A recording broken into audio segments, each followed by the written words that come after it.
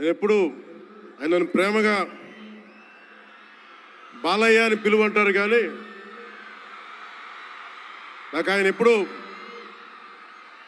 Sir అనే పిలవాలనిపిస్తుంది. నాకు ఆయన మీద నాకు అపారమైన గౌరవం. ఎవరిని లెక్క చేయని వ్యక్తిత్వం, తను అనుకున్నది బలంగా ముందుకు తీసుకెళ్లే వ్యక్తి. ఒక తరం కాదు, 2 తరాలు కాదు, ఎన్ని తరాలు వచ్చినా సరే ఎప్పుడు ప్రేక్షకుల్ని ఆకర్షించే ఆయన నటన చాలా ఆనందకరం. మా సోదరులు బాలకృష్ణ గారికి నా హృదయపూర్వక నమస్కారాలు. సినిమాల్లోనే కాదు, చారిటీస్లో కూడా ముందుంటాను.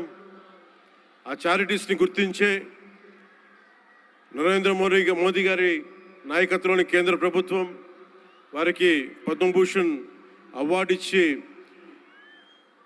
ఆయన మామూలు బాలకృష్ణ గారు కాదు, పద్మభూషణ్ బాలకృష్ణ గారుగా ఆయన గుర్తించడం చాలా ఆనందదాయకం.